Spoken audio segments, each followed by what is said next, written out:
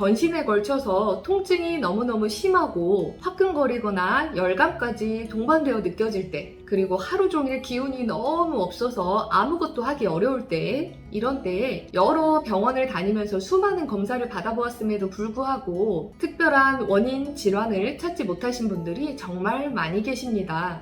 이런 증상이 단순히 1, 2개월 정도가 아니라 6개월이 넘어가게 되는 경우에는 보통은 섬유근육통이 의심된다는 소견을 들으시는 경우가 많습니다. 이러한 진단명을 들으신 분들은 섬유근육통이 완치가 불가능한 병이라는 것은 인터넷에 많이 검색해 보셔서 다들 아시긴 하시겠지만, 이건 해도 너무하다 싶을 정도로 차도가 전혀 없고 점점점 나빠지기만 하는 분들도 계신 것이 사실인데요. 이때 섬유근육통이 아니라 오늘 제가 소개해드릴 바로 이 병은 아닌지 확인해 보실 필요가 있습니다. 제가 오늘 소개해드릴 이 병은 바로 만성피로증후군입니다. 만성피로증후군이라고 하는 이름은 상당히 익숙하기 때문에 이 병의 내용에 대해서 정확히 잘 모르시는 분들의 경우라면은 어쩐지 이 만성피로증후군이라고 하는 병명이 내가 아픈 이 몸의 모든 상태를 설명하기에는 다소 부족한 병명이라고 느끼실 수가 있습니다.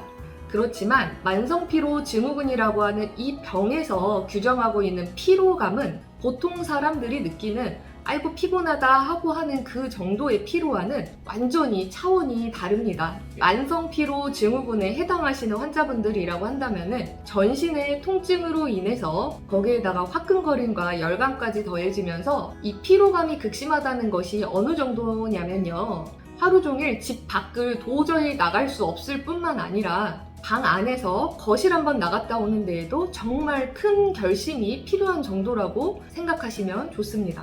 간단한 집안일이나 집 앞을 10분 정도 거리까지 나갔다 오는 정도의 운동, 아니면 가족들과 잠시 차를 타고 외출하는, 본인이 직접 운전하는 것이 아니라 뒷좌석에 잠시 앉아있는 그 정도의 활동으로도 극심한 전신의 고통과 열감과 화끈거림, 여러가지 불편한 이상 감각이 유발될 수가 있습니다. 이렇듯 섬유근육통이라고 하는 병과 만성피로증후군이라고 하는 병은 두 병 다 어떠한 검사를 통해서 확인되는 것도 아닐 뿐더러 두 군의 환자분들이 겪고 있는 증상도 매우 비슷하기 때문에 구분하는 것이 상당히 어려울 수가 있습니다.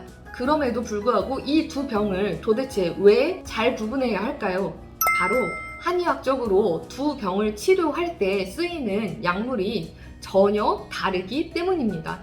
그러니까 섬유근육통 환자분께 만성피로증후군 치료에 쓰이는 약을 계속해서 잘못 처방하는 실수가 일어나지 않아야 하고요. 반대로 만성피로증후군 환자분께 섬유근육통 치료에 쓰이는 약이 계속해서 들어가지 않도록 해야 한다는 것인데요. 그래서 지금부터 환자분 본인께서도 직접 확인해 볼 수 있는 섬유근육통과 만성피로증후군을 확연하게 구분할 수 있는 좋은 팁 두 가지를 알려드리겠습니다. 첫 번째, 하루 중에 증상이 더 심해지는 그 시간대가 차이가 있습니다. 대개 섬유근육통 환자분들께서는 조조강직을 동반하기 때문에 아침에 처음 눈을 뜨고 일어났을 때, 기상했을 때 그 고통이 가장 심하고요. 점점 일어나서 활동을 하면서 몸을 조금씩 풀어줘야지 고통의 강도가 조금이라도 내려가는 것을 느끼실 수가 있습니다. 그런데 반대로 만성피로증후군 환자분이라고 한다면은 아침에 기상할 때가 그나마 고통이 가장 덜하고 활동을 하면서 점점점 오후 시간대가 되어갈수록 전신의 통증과 열감, 피로감 이런 것들이 굉장히 심해지는 패턴입니다. 그리고 두 번째, 바이러스 감염과 유사한 증상을 동반하는가입니다. 만성피로증후군의 환자분이라고 한다면은 바이러스 감염과 유사한 증상을 동반하는 경우가 많습니다. 가장 대표적인 것은 인후통하고 미열입니다.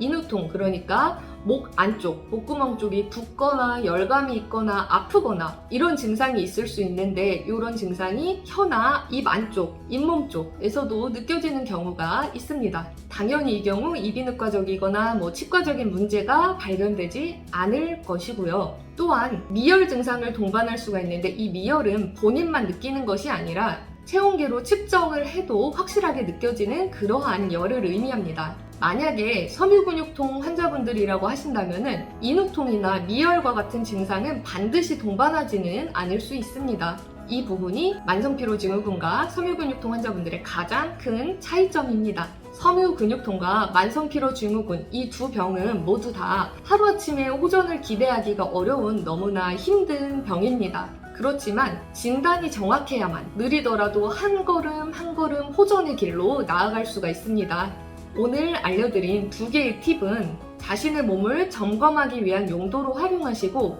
정확한 진단은 주치의 선생님하고 상의를 하시는 것을 추천해드리고 싶습니다. 오늘도 긴 영상 시청해주셔서 대단히 감사합니다.